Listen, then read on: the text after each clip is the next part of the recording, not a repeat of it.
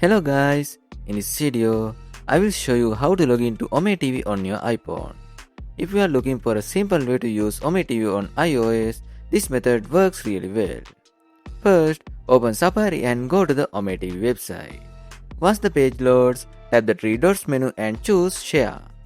Then select Add to Home Screen to create an OmeTV web app on your iPhone.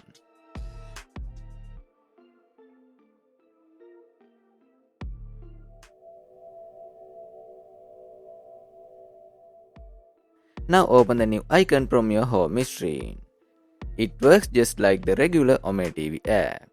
When it opens, choose the option to sign in with Google and log in using your Gmail account. After that, you will be successfully logged in and ready to start using OmeTV on your iPhone.